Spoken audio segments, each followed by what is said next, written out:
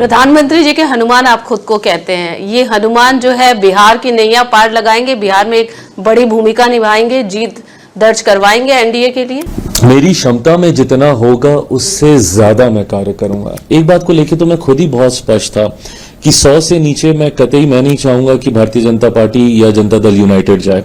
हम लोग को अलायंस के भीतर चुनाव नहीं लड़ना है, हम लोग को बाहर महागठबंधन के साथ चुनाव लड़ना है। मैं क्योंकि मेडिटेशंस करता हूँ, मैनिफेस्टेशंस में बिलीव करता हूँ, स्पिरिचुअली हमेशा कनेक्टेड रहता हूँ, पूजा पाठ करता हूँ, तो मैं ये इन संकेतों में बहुत विश्वास करता हूँ। और इसीलिए मुझे लगता है भाजपा ने जैसे ही 29 मुझे बोला भी, जो मैंने कहा कि एक सीट मेरी रह गई, तो मैंने उसको आसानी से रहने दिया, क्योंकि मैं मान रहा था कि ये महज संजोग नहीं हो सकता कि पूरा नेगोशिएशन एक ऐसी संख्या पे आकर रुक जाए जो संख्या मेरी पार्टी के लिए बहुत महत्वपूर्ण रही है, जिस संख्या का आशीर्वाद मेरे पिता को भी प्राप्त हुआ। मीरा और जदयू के बीच में रत्ती भर का कॉन्फ्लिक्ट नहीं था। चाचाओं के साथ आपकी कुंडली जो है कहीं मैच नहीं खाती है। आपके चाचा की बात की जाए पशुपतिनाथ पारस जी की, उसके बाद अब नीतीश जी, जिनको आप चाचा ही मानते हैं, लेकिन पिछले जब चुनाव हुआ 2020 में आपको एक उपाधि दे दी गई कि वोट कटवा की भूमिका आपने निभाई, बहुत सारे जेडीयू के वोट कटे। देखिए, मैं परिस्थितियों को इसका दोष दूंगा। 2020 की परिस्थितियां ऐसी थी कि गठबंधन के भीतर रहना मेरे लिए संभव नहीं था। सो of course when I talk about Bihar first, Bihari first, मैं इसमें समावेशी विकास की मैं बात करता हूं। अनलाइक दूसरे युवा नेता जो बिहार के हैं, युवाओं की बात करते हैं, बट युवाओं को जाति में बांटकर देखते हैं। उनका अपना एमवाई समीकरण है, तो उनको मुस्लिम युवा अलग दिखते हैं, उनको यादव युवा अलग दिखते हैं। मेरे लिए युवा अपने में एक बहुत बड़ी आबादी है, और जब मैं अपने एमवाई समीकरण की बात करता हूं तो मेरे एम में महिलाएं हैं जो कि देश की नहीं दुनिया की आधी आबादी हैं, और मेरे वाई में युवा हैं। तो मैंने हमेशा इस बात को माना, विनम्रता से स्वीकार किया कि शायद आज मेरी लोजपा की हैसियत उतनी नहीं हो कि हम लोग अकेले चुनाव लड़े और हम लोग जीते। अब क्या बोलेंगे तब क्या बोलेंगे, पर मैंने तो कभी कुछ बोला ही नहीं, और मैंने इस परंपरा को हमेशा निभाया है that during negotiations I don't talk much to the media, because वो सिर्फ कंफ्यूजन क्रिएट करता है। मैंने हमेशा गठबंधन धर्म की मर्यादा को निभाने का मैंने कार्य किया। मैंने हमेशा इस बात को माना है, और मैं मानता हूं कि गठबंधन की बातें गठबंधन के भीतर ही होनी चाहिए। कुर्ते फट रहे हैं, और मतलब जो परिस्थिति महागठबंधन की बनी है इस समय, क्या लग रहा है आपको, कहाँ है? टिकट का भी अभी तक कुछ क्लैरिफाई नहीं हो पाया है, इधर जीत का भी दावा कर रहे हैं, पिछले दिनों वोटर अधिकार यात्रा भी निकली, बहुत कुछ हुआ, लेकिन अभी तक कुछ क्लैरिफाई नहीं हो पाया। क्या लग रहा है आपके विरोधियों की स्थिति? अगर आप इसको रायता बोलिएगा तो महागठबंधन को क्या बोलेगा? वहां पे फिर क्या फैला हुआ? वहां पे तो मुझे लगता है रायता की सुनामी आ गई होगी फिर। नमस्कार, बहुत स्वागत है चिराग जी, और हमें समय देने के लिए एएनआई में आपका। और बिहार चुनाव है, तैयारियां पूरी जोरों पर हैं, लेकिन इस पूरे बिहार चुनाव में अगर बात करें एनडीए की, तो सबसे ज्यादा अगर लाइमलाइट में कोई रहा है तो वो रहा है लोजपा, यानी कि चिराग पासवान। क्या वजह रही?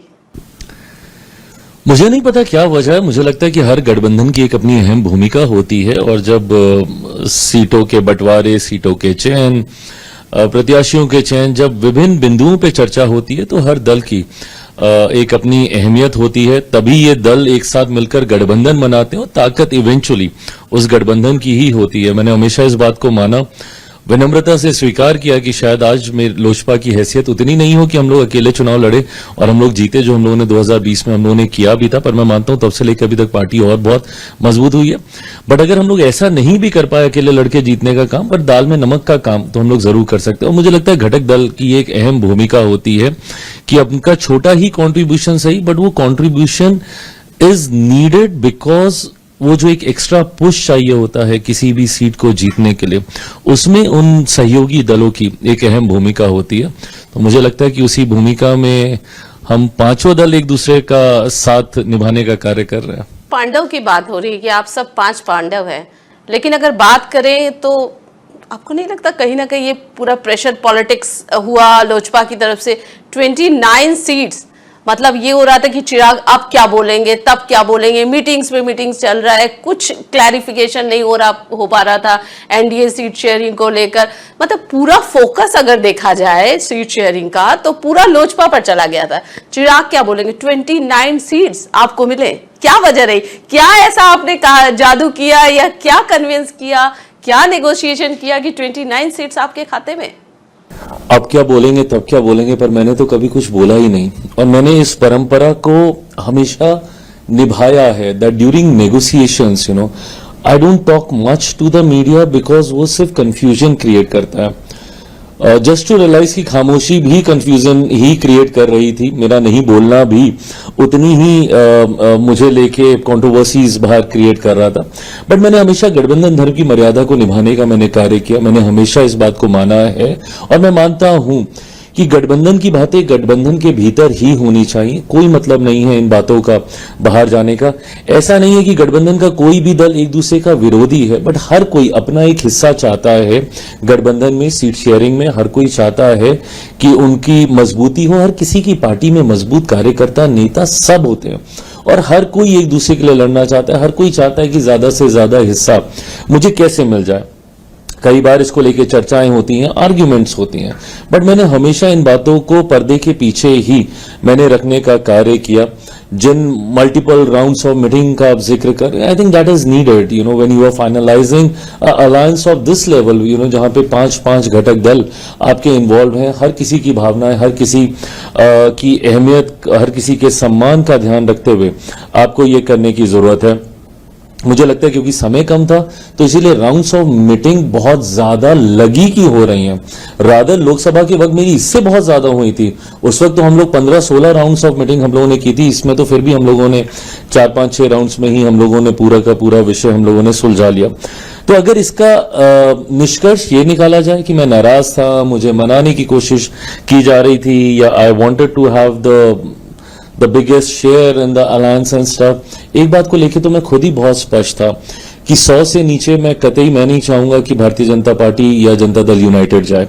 हम लोग को अलायंस के भीतर चुनाव नहीं लड़ना है, हम लोग को बाहर महागठबंधन के साथ चुनाव लड़ना है। जहां पे वहां पे जो बड़े घटक दल हैं वो 100-125 सीटों पे अपने दावेदारी पेश कर रहे हैं। तो ऐसे में मेरे प्रधानमंत्री की पार्टी, हमारे मुख्यमंत्री जी की पार्टी 100 से कम सीटों पे चुनाव लड़ी है, तो मैं कभी इस बात को मैं स्वीकार नहीं करता। ऐसे में बाद में बचती थी 40-42 सीटों के आसपास, उसी में से हम लोग को सीटों को बांटना था। मैं जरूर चाहता था कि एक फॉर्मूला उसको लेकर तय हो जाए। राउंड्स ऑफ मीटिंग उसको लेकर भी हुई कि क्या हो सकता है, कितनी विधानसभा पे, एक लोकसभा का हम लोग समझौता कर सकते हैं। तो इन तमाम चीजों को लेकर हुआ।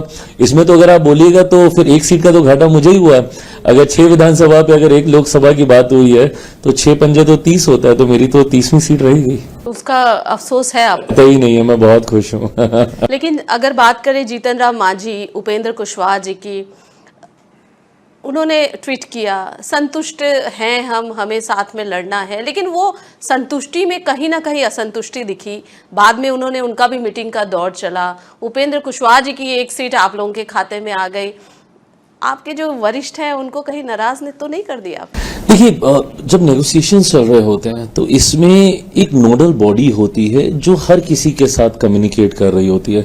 अगर हम पांचों दल आपस में ही एक दूसरे के साथ कम्युनिकेट करने लग जाएं तो मुझे लगता है हम लोग कभी निष्कर्ष पे पहुंचेंगे ही नहीं, जो कि महागठबंधन के साथ हो रहा है। वहां पे कोई बॉडी ऐसी है ही नहीं जो कि अधिकार के साथ सीटों के गठबंधन को लेकर, सीटों के चयन बंटवारे को लेकर फैसले ले सके। ये भूमिका हमारे गठबंधन में भारतीय जनता पार्टी ने हमेशा से बहुत खूबसूरती से निभाने का काम किया। मेरा 6ठा नेगोशिएशन है। अगर मैं सिर्फ बिहार के संदर्भ में मैं बात करूं, मैं झारखंड के चुनाव और दिल्ली के चुनाव का मैं जिक्र नहीं करूं, तो 14 में लोकसभा का चुनाव, 15 का विधानसभा का चुनाव, 19 का लोकसभा का, 20 का विधानसभा का चुनाव, जिसमें मैं गठबंधन से अलग हो गया था, और फिर 24 का लोकसभा का और 25 का विधानसभा का चुनाव। जितने भी नेगोशिएशंस हुए हैं उसमें भारतीय जनता पार्टी ने एक खूबसूरत भूमिका, एक नोडल बॉडी की निभाई है, जिन्होंने सबके साथ तालमेल बैठाकर फैसले लेने का कार्य किया। ऐसे में जरूर मुझे गाहे बगाहे मीडिया के माध्यम से जानकारी मिलती थी। मैं अपनी चिंताओं को गठबंधन के भीतर जो चैनल था उसी पे ही मैं रखता था। अगर मैं मल्टीपल चैनल्स अपने खोल लूं, मैं डायरेक्टली मैं उपेंद्र जी से बात करने लग जाऊं, मैं डायरेक्टली मैं माझी जी से बात करने लग जाऊं, तो मुझे लगता है कि फिर तो ये खिचड़ी ही बन जाती, फिर तो ये कभी दाल पक ही नहीं पाती, हो ही नहीं पाता। बिकॉज हर किसी के अपने कंसर्न्स, इश्यूज होते हैं जो भारतीय जनता पार्टी बहुत अच्छे से रिजॉल्व कर सकती है। उनके पास कई और शक्तियां हैं जिसके माध्यम से वो उनको कई और ऑप्शंस दे सकती हैं कि भाई ये नहीं तो ये। अगर उनसे बात करने लग जाऊं तो मैं क्या ऑप्शन दूंगा कि भाई मेरे पास तो सीमित ही सीटें हैं, मैं क्या बोलूंगा ये या आप ये ले लीजिए। बट भाजपा के पास वो पूल है, बड़ा पूल है, जिसको लेकर वो उनको संतुष्ट कर सकते थे, जो कि इवेंचुअली हुआ भी। सो ऐसे में जो नाराजगी थी, आज जब हम पांचों दल एक साथ अब प्रचार पे जाएंगे, मैं माझी जी की सीट पे जाऊंगा, मैं उपेंद्र जी की सीट पे जाऊंगा, उपेंद्र जी माझी जी मेरी सीटों पे आएंगे, भाजपा जदयू सबकी सीटों पे मिलकर हम लोग प्रचार करेंगे। प्रधानमंत्री जी आ रहे हैं, साझा सभाएं उस दौरान भी होंगी। तो जो होना था वो हो गया है। हम सब बहुत खुश हैं, बहुत संतुष्ट हैं और अब परिणामों की ओर हम लोग अग्रसर हो रहे हैं मजबूत कैंपेन के साथ। लेकिन परिणामों की बात करने से पहले सीटों की बात कर लेते हैं, क्योंकि आपने बोला कि खिचड़ी पक जाती। खिचड़ी तो नहीं पका, रायता जरूर फैला, थोड़ा सा लग रहा है, क्योंकि जो जेडीयू की जीती हुई सीटें थी वो लोजपा के पास आई। कई सीटें ऐसे हैं जो बहुत चैलेंजिंग है। अगर महुआ सीट की बात करें, दानापुर सीट की बात करें, सीटों का जो फेर बदल हुआ है, कैंडिडेट्स बदले हैं, तो निश्चित तौर पर, क्योंकि हमने देखा है कि स्टेट इलेक्शन होता है, जो जनता विधायक जो वहाँ के कैंडिडेट्स हैं उन पर एक भरोसा जताते हैं, जिन पर जताते आ रहे हैं, वो जो रायता फैला हो उसको समेट लेंगे आप लोग? अगर आप इसको रायता बोलिएगा तो महागठबंधन को क्या बोलिएगा? वहां पे फिर क्या फैला हुआ? वहां पे तो मुझे लगता है रायता की सुनामी आ गई होगी। फिर मैं ये मानता हूं कि ये गठबंधन की खूबसूरती होती है कि एक दूसरे का हाथ पकड़कर आप आगे चलिए। पहली बात तो मैं इस बात को बहुत स्पष्ट तौर से मैं क्लियर कर दूं, एंड व्हेन आई से दिस, मैं पूरी गंभीरता के साथ मैं इसको बोलता हूं। If you want me to swear upon anybody, I will do that also. Meera और जदयू के बीच में रत्ती भर का कॉन्फ्लिक्ट नहीं था, किसी भी सीट को लेकर नहीं। भाजपा ने इतनी खूबसूरती से इस नेगोशिएशंस को किया। मुझे 29 सीटें मिली थी। इन्होंने मुझसे आग्रह किया कि आप बफर रखते हुए एक पूल तैयार करके दे दीजिए 35-38 सीटों का, जिसमें से हम आपकी सीटें सेलेक्ट करके दे दें। नहीं होगा तो फिर आप मुझे 10 और सीटों का, 15 और सीटों का पूल दीजिएगा, फिर हम लोग उसमें चर्चा करें। बट जो पहले राउंड में ही मैंने 38 सीटें दी, मेरी 29 की 29 तो उसी में से ही फाइनल हो गई। तो मेरे पास तो कॉन्फ्लिक्ट का कोई कारण ही नहीं था। जिन सीटों का आप जिक्र कर रही हैं उन सीटों को मांगा गया। इतना जरूर है कि कुछ सीटें जहां पे संभवतः मेरे प्रत्याशी थे, मैं चाहता था कि उनको चुनाव लड़ने का मौका मिले, उनको ये मौका जदयू के द्वारा दिया गया, उनको ये मौका भाजपा के द्वारा दिया गया। सिमिलरली भाजपा के कोई एक आध प्रत्याशी जो चुनाव की पुरानी तैयारी कर रहे थे, और क्योंकि वो सीट मेरे पास आ गई थी तो उनको मैंने मौका दिया अपने सिंबल पे चुनाव लड़ने का। और मुझे लगता है कि गठबंधन की खूबसूरती यही होती है, महागठबंधन की तरह नहीं कि कांग्रेस के सामने राजद भी अपने प्रत्याशी उतार रही है, राजद के सामने कांग्रेस भी अपने प्रत्याशी उतार रही है। और ताजुब तो इस बात का भी, मेरी तो जानकारी में यहां तक भी है कि एक ही प्रत्याशी 2 अलग अलग पार्टी के सिंबल से भी उन्होंने नामांकन भरने का काम किया है। तो रायता तो मुझे लगता है वहां फैला हुआ है, यहां तो हम एक दूसरे का हाथ पकड़कर एक दूसरे की मदद करने का प्रयास कर रहे हैं। क्या 100% स्ट्राइक रेट मानते हैं आप लोजपा की? अगर बात करें आपकी जो एक सीट तो वैसे ही अभी फिलहाल कमती दिख रही है, क्योंकि नॉमिनेशन में जो फॉल्ट हुआ 28 फिलहाल आपके पास, तो क्या 100% स्ट्राइक रेट मानते हैं? एक सवाल ये भी, और क्योंकि आपके फादर साहब को 29 सीट्स मिली थी एक समय, और उसी को अब इस बार पहली बार आपको भी 29 सीट्स मिली, तो क्या उसी को आप आगे बढ़ाएंगे? मैं क्योंकि मेडिटेशंस करता हूँ, मैनिफेस्टेशंस में बिलीव करता हूँ, स्पिरिचुअली हमेशा कनेक्टेड रहता हूँ, पूजा पाठ करता हूँ, तो मैं ना ये इन संकेतों में बहुत विश्वास करता हूँ।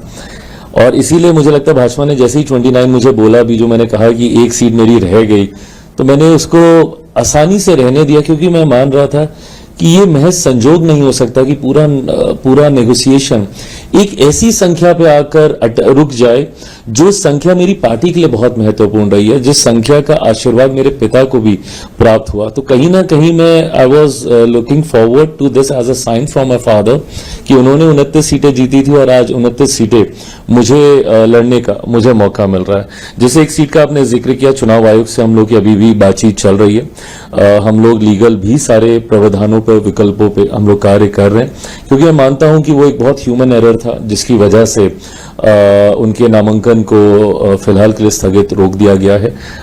पर मैं मानता हूं कि चुनाव आयोग अगर इस पे विशेष ध्यान देगा और देखेगा तो समझेगा कि बहुत बेसिक ह्यूमन एरर की वजह से ये नामांकन रुका है, और अगर हुआ तो हम लोग वापस 29 सीटों पे हम लोग लड़ेंगे।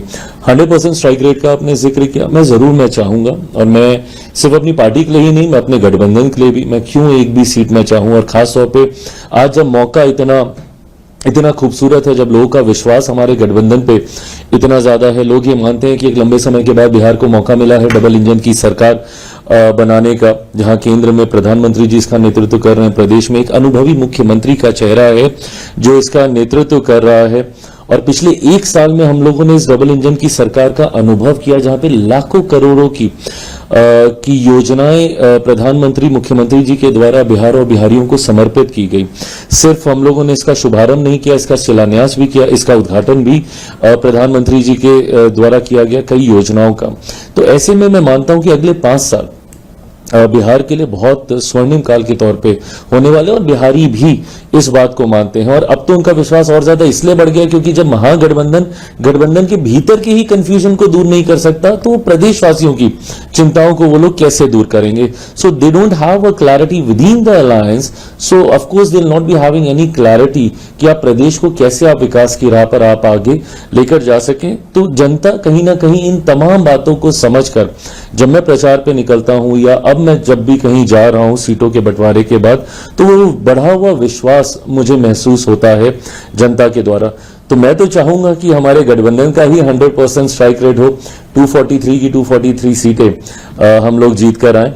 बट देन ऑफ कोर्स मेरी 29 सीटों पर तो मेरा विशेष ध्यान केंद्रित होगा ही होगा। आपका टैगलाइन है बिहार फर्स्ट, बिहारी फर्स्ट। आप चाहते हैं कि इस टैगलाइन को आगे बढ़ाना, और खासकर अगर बात करें यूथ की, बिकॉज आप यूथ हैं, यूथ को किस तरीके से देखते हैं यहाँ पर, किस तरीके से आगे बढ़ाएंगे, और what about your tagline? So of course when I talk about Bihar first, Bihari first, मैं इसमें समावेशी विकास की मैं बात करता हूँ। अनलाइक दूसरे युवा नेता जो बिहार के हैं, युवाओं की बात करते हैं, बट युवाओं को जाति में बांटकर देखते हैं। उनका अपना MY समीकरण है, तो उनको मुस्लिम युवा अलग दिखते हैं, उनको यादव युवा अलग दिखते हैं। मेरे लिए युवा अपने में एक बहुत बड़ी आबादी है, और जब मैं अपने MY समीकरण की बात करता हूं तो मेरे M में महिलाएं हैं जो कि देश की नहीं दुनिया की आधी आबादी हैं, और मेरे Y में युवा हैं जो हमारे प्रदेश की सबसे बड़ी आबादी हैं। मैं मानता हूं इन दोनों की सामान्य समस्याएं हैं, जाति में बंटकर इनकी समस्याएं अलग हो जाएं कतई नहीं है। मुस्लिम युवा को भी रोजगार की उतनी ही जरूरत है जितना किसी दलित युवा को है, जितना किसी पिछड़े वर्ग से आने वाले युवा को है, जितना किसी अगड़े वर्ग से आने वाले युवा को है। ऐसे में मुस्लिम महिला की भी वही समस्याएं हैं, हिंदू महिलाओं की भी वही समस्याएं हैं, पिछड़ा वर्ग दलित वर्ग से आने वाली महिलाओं की भी वही समस्या है।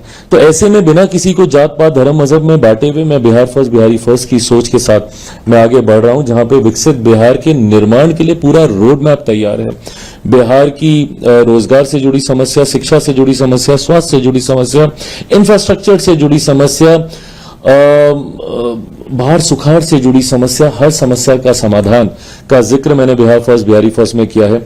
मुझे लगता है पहली बार मेरी पार्टी को, जब से ये बनी है सन 2000 से, पहली बार एक मजबूत मौका प्रदेश सरकार का हिस्सा बनने का मेरी पार्टी को मिलने जा रहा है। आज से पहले मेरी पार्टी ना के बराबर राज्य सरकार का हम लोग हिस्सा रहे भी हैं तो बहुत कम समय के लिए रहे हैं, बट आज की तारीख में जब हम लोग एक मजबूत हिस्सा राज्य सरकार का बनने जा रहे हैं परिणामों के बाद, तो मुझे लगता है कि उस नीति निर्माण में भी हम लोग की एक अहम भूमिका होगी, जिसके माध्यम से बिहारी युवाओं के लिए बिहार फर्स्ट, बिहारी फर्स्ट को धरातल पर उतारने के लिए, बिहार के किसान मजदूरों के लिए, जिस मंत्रालय से मैं आता हूं प्रसंस्करण के विभाग को और मजबूती देने के लिए, इन तमाम बिंदुओं पर अब मैं और ज्यादा मजबूती से कार्य कर सकूंगा बिहार सरकार का हिस्सा होने के बाद।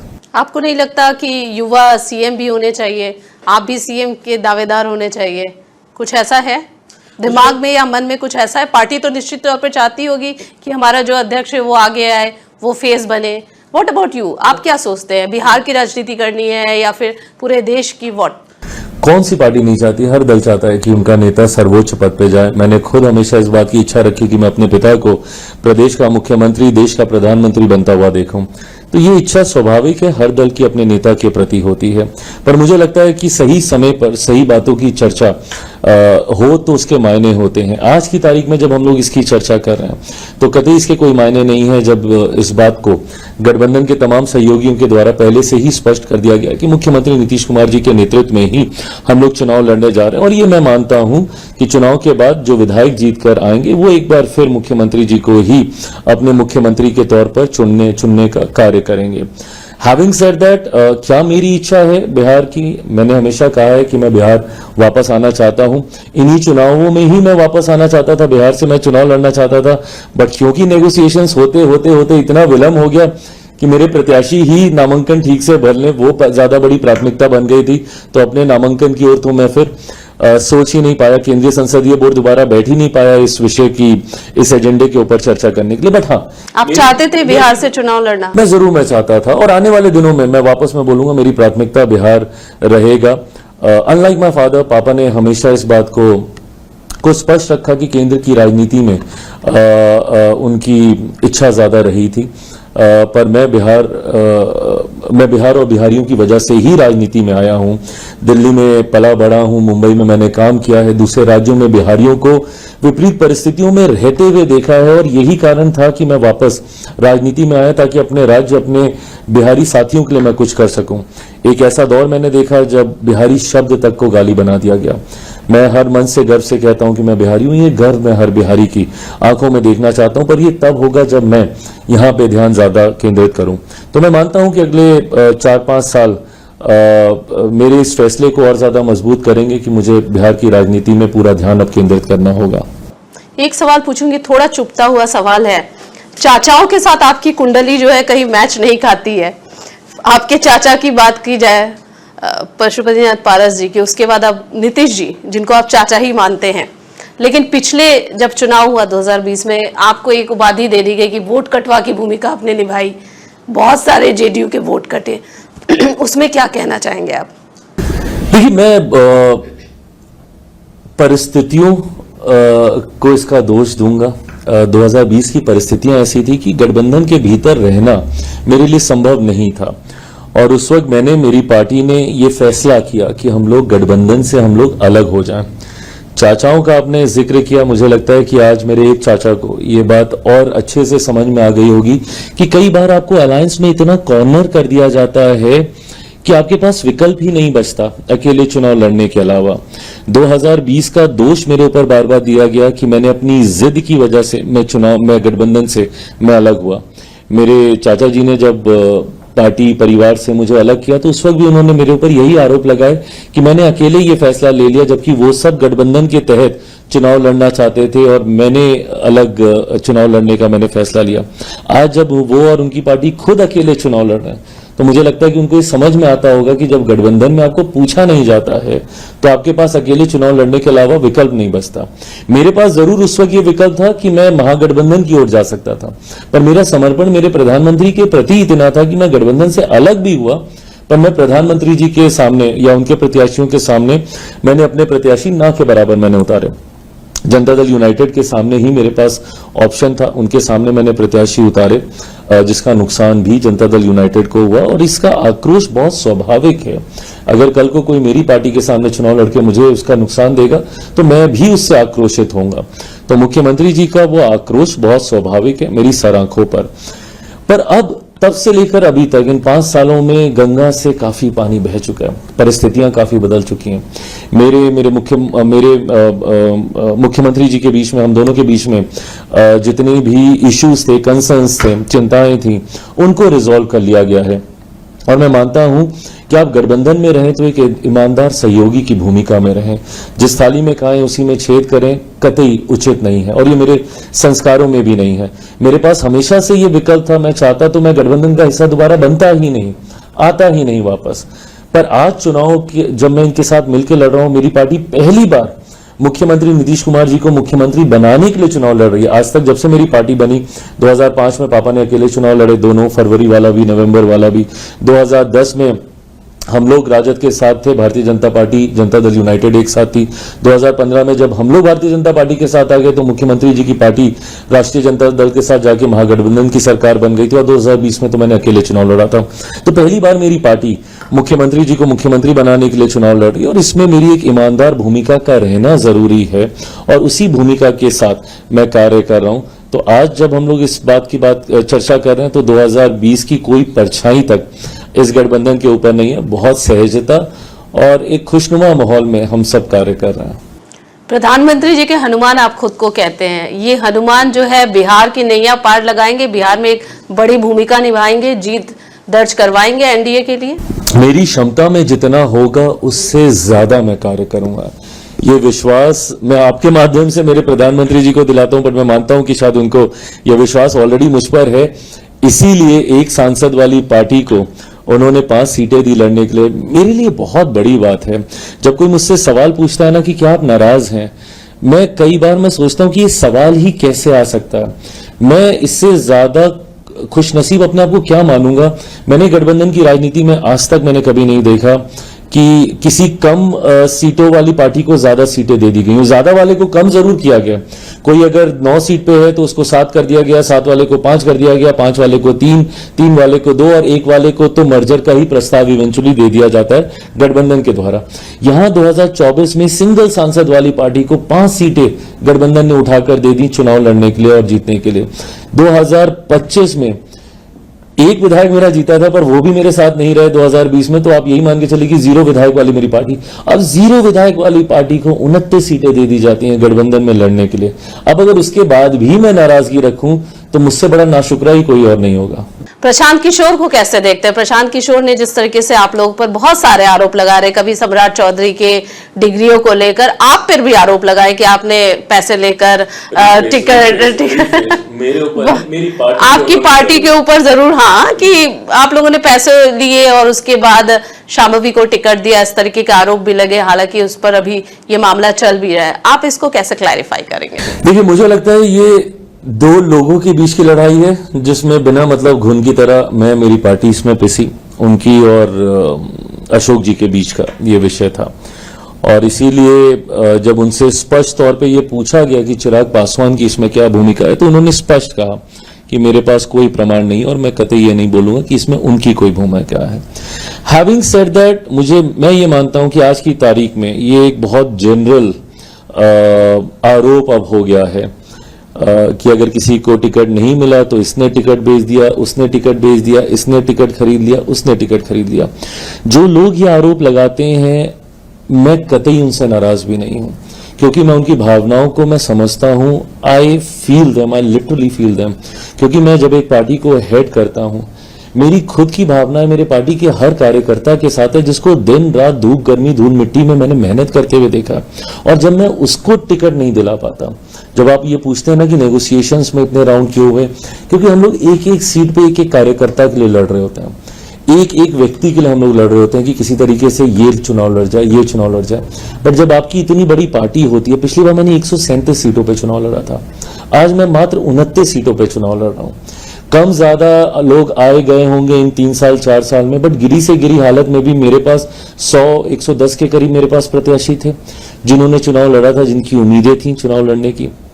बट आज जब मैं उनमें से मात्र 29, या उसमें भी जब आप सहयोगी दलों के साथ एडजस्टमेंट करते हैं तो वो 29 की भी संख्या पूरी नहीं कर पाते, तो जब आप सबको नहीं चुनाव लड़ा पाते, दुख मुझे भी बहुत ज्यादा होता है। और मैं तो भाई धन्यवाद करूंगा, क्योंकि मैं इनकी जगह होता तो शायद मैं और बहुत आक्रोशित हो जाता कि 5 साल मैंने मेहनत की और आपने इसका ये सिला दिया।